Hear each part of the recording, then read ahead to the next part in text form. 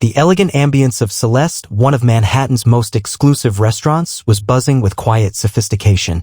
Crystal chandeliers dripped from the ceiling, a live pianist played a soft melody in the corner, and the scent of truffle-infused dishes lingered in the air. Only the wealthiest, most influential people dined here, and getting a reservation was near impossible. For Samantha Carter, a 26-year-old waitress with a sharp tongue and strong opinions, working at Celeste wasn't exactly a dream job, it was a paycheck. She despised catering to the ultra-rich, believing most of them were corporate parasites, exploiting the working class while throwing around their money. Samantha, a proud advocate of progressive ideals, had no problem speaking her mind, even if it meant insulting a customer. And tonight, she would unknowingly cross a line that would change everything. At precisely 7:45 p.m., a man walked in alone. He wasn't wearing a tuxedo like the other guests. Instead, he sported a black t-shirt, dark jeans, and sneakers. His hair was slightly messy and he carried himself with a casual air. His face seemed oddly familiar, but Samantha dismissed the thought. Just another tech bro who thinks money can buy everything, she thought as she grabbed a menu and approached his table. "Good evening, sir. Do you have a reservation?" she asked, putting on the kind of customer service smile she reserved for annoying patrons. The man grinned slightly. "Actually, I believe I do. Under the name Elon." Samantha's expression froze for a split second before twisting into something close to disdain. "Elon? As in Elon Musk? No way." But as she looked closer, her heart sank.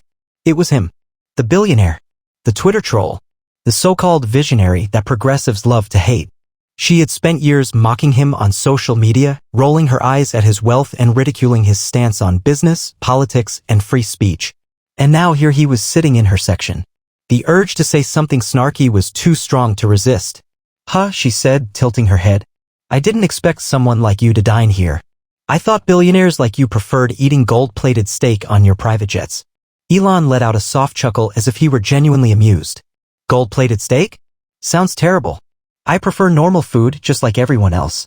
Samantha crossed her arms. "Right? Normal. Because a guy worth hundreds of billions is so relatable." This time, Elon didn't respond right away. He simply studied her, his blue-gray eyes analyzing her like an unsolved equation. Samantha felt a strange discomfort under his gaze, but she refused to back down. "Well, since you're here, what can I get you?" she finally asked, her voice tinged with sarcasm. Elon smiled. "I'll take a cheeseburger. Extra pickles." Samantha scoffed. "You come to one of the most luxurious restaurants in New York and order a cheeseburger? Is that a problem?" Elon asked, raising an eyebrow. "Not at all. Just ironic, considering you probably make more in a minute than I do in a year." Elon leaned forward slightly, his gaze still unreadable. "And how much do you make?" Samantha rolled her eyes. "Not enough to buy a Tesla, that's for sure."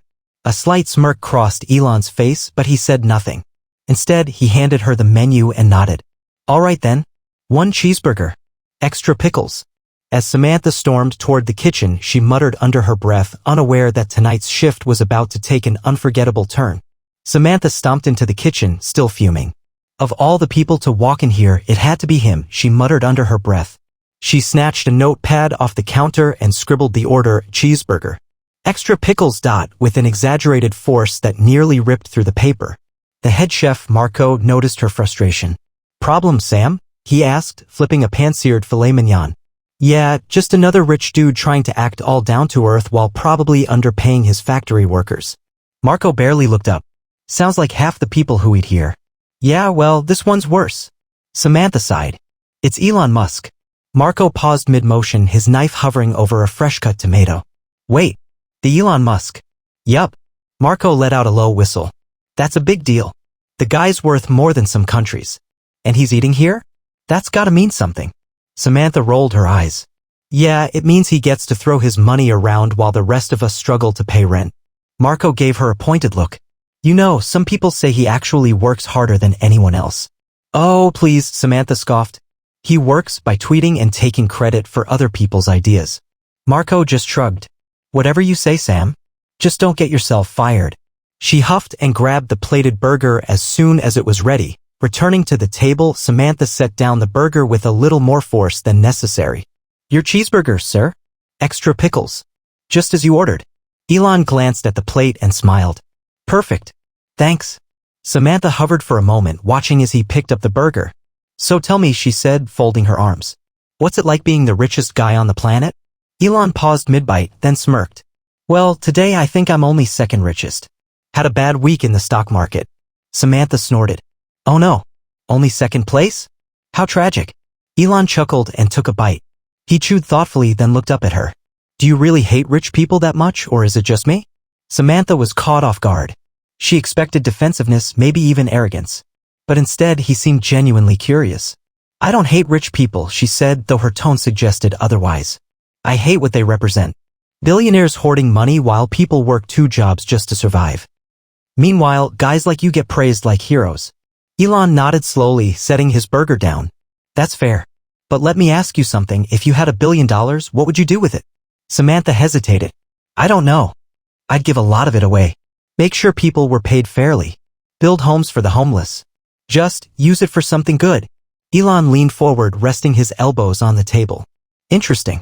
You know, I used to think the same way. Samantha raised an eyebrow. Oh really? And what changed? Elon smirked. I realized that just giving money away doesn't solve the problem.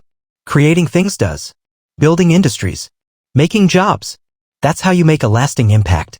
Samantha scoffed. Right? Because factories with underpaid workers and expensive Teslas are totally helping the average person. Elon took another bite of his burger, unfazed. You seem pretty sure about what I do. Ever worked at one of my companies? No. But I've read enough about them to know that you believe whatever media outlets tell you, Elon interrupted, wiping his hands on a napkin.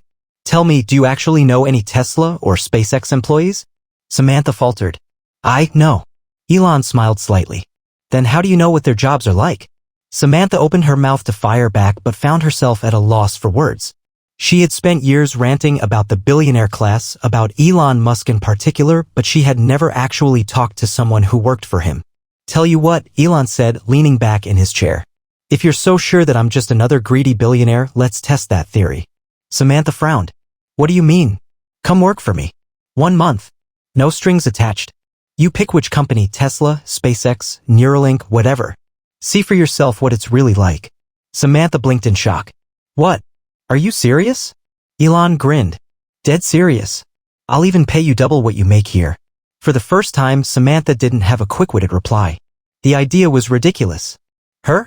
Working for Elon Musk? Yet, deep down, something about it intrigued her. And she had no idea that her answer would set off a chain of events she could never have expected. Samantha stared at Elon, searching his face for any sign that he was joking. You want me to work for you? That has to be the most ridiculous thing I've ever heard. Elon leaned back in his chair, the smirk never leaving his face. Why? Afraid you might actually like it. Samantha let out a dry laugh. Please. I already know how this would go. You'd have me working insane hours, barely paying me enough to survive, all while expecting me to worship you for changing the world. No thanks. Elon shrugged. I never said you had to stay forever. Just 1 month. Think of it like an experiment. If you hate it, you can come back here and keep serving overpriced steaks to people you despise. Samantha narrowed her eyes. There was something infuriatingly smug about the way he spoke, like he knew she wouldn't take the challenge. And what do I get if I prove you wrong? She asked. Elon's eyes lit up with amusement. What do you want? Samantha thought for a moment, then smirked. If I do this and I still think you're just another billionaire leeching off the system, I want you to donate $1 million to a workers' union of my choice. Elon chuckled, clearly enjoying this more than she expected. All right. But if you change your mind, if you actually learn something, you have to admit that maybe, just maybe, you were wrong about me. Samantha hesitated. She had never backed down from an argument, and this was no different. Fine. 1 month. But don't expect me to turn into one of your fanboys. Elon grinned and extended a hand. Deal. Samantha hesitated before shaking it, unaware that this single moment would change her life forever. 3 days later, Samantha found herself walking into the Tesla Gigafactory in Austin, Texas. Everything about it felt unreal, the sheer scale of the place, the hum of machinery, the organized chaos of thousands of workers moving with purpose. Unlike what she had expected, it wasn't a dystopian sweatshop. Workers moved quickly, but they weren't being screamed at by bosses. There was even a break area with free snacks and coffee, something she never had at Celeste. A man in a polo shirt approached her. You must be Samantha. Welcome to Tesla, he said with a friendly smile. Thanks, she muttered. I'm Jake, your supervisor. Elon told me you'd be shadowing different teams for a month. Any questions before we start? Samantha folded her arms. Yeah. How many people here actually like working for a billionaire? Jake laughed. More than you'd think. But don't take my word for it, see for yourself. And with that, her first day began. By the end of the first week, Samantha was exhausted. She had spent time on the factory floor helping assemble battery components. She had shadowed software engineers, listening to them brainstorm solutions for self-driving technology. She had even spoken to workers about their pay, expecting complaints, but most of them were actually satisfied. One conversation stood out. So, do you actually like working here? Samantha asked a young technician during lunch. The woman, Lisa, shrugged. Yeah. It's not perfect, but the pay's solid and we get good benefits. Plus, it's kinda cool knowing I'm working on something important. You don't feel like Elon's just using you for profit? Lisa raised an eyebrow. Of course he makes money, he's running a company. But at least here, I'm working on something that's actually changing the world. You ever seen a rocket launch? That's us. You ever ride in a Tesla? That's us too. That's kinda awesome. Samantha didn't know what to say. She had expected bitterness, frustration, but she found pride instead. Still, she wasn't ready to admit she was wrong. On the 10th day, Samantha was reviewing factory logistics when she heard a familiar voice behind her. So, how's the nightmare going? She whipped around to see Elon standing there, hands in his pockets, smirking like he already knew the answer. Samantha crossed her arms. It's not what I expected. Ah, so I'm not the villain in a cartoon after all. Samantha rolled her eyes. Relax, I still think billionaires are a problem. But I'll admit your employees don't seem as miserable as I thought. Elon grinned. Progress. She wanted to argue, but something about him frustrated her even more now. Because deep down she knew she was starting to see things differently. And that terrified her. Samantha spent the next 2 weeks diving deeper into the world of Tesla and SpaceX. She had expected to see burnt-out employees, unfair wages, and corporate greed. But instead, she found teams of passionate workers, engineers who genuinely believed in their projects, and a company culture that rewarded innovation. But there was one thing she couldn't ignore. Elon Musk himself was everywhere. She had imagined he'd be the kind of billionaire who sat in an ivory tower making decisions while sipping champagne. But he wasn't. One night, at nearly 2 a.m., Samantha saw Elon himself walking through the Tesla factory floor, talking to exhausted engineers, troubleshooting problems, and even getting his hands dirty. Why are you still here? She blurted out. Elon turned, looking slightly surprised. Why are you still here? Samantha hesitated. She had stayed late to prove a point, to find something wrong, to expose the flaws. But what she found instead was Elon working longer hours than anyone else.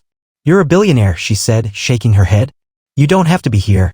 Elon smirked. Yeah, but I want to be. That's the difference. And in that moment, Samantha felt something shift inside her. Maybe Elon Musk wasn't the cartoon villain she had always imagined. Maybe he really believed in what he was doing. On Samantha's final day at Tesla, she woke up to a firestorm on Twitter. Somehow, the story had leaked. A liberal waitress who insulted Elon Musk was now working for him. The responses were brutal. She's a sellout. How could she work for a billionaire?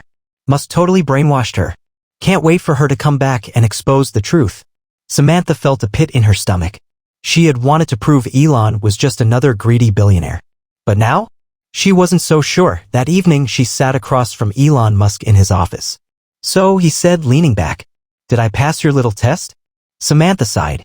I don't know what to say. Elon chuckled. That's a first. She hesitated, then finally spoke. I still think billionaires have too much power. I still think the system is broken.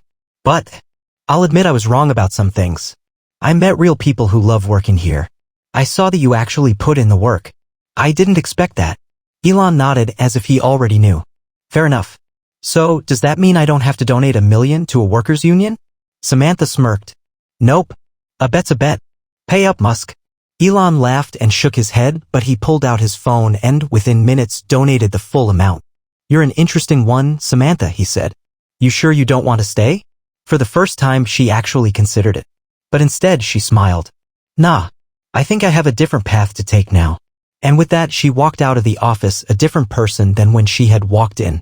Because sometimes, the truth isn't black and white. And Samantha Carter had just learned that firsthand.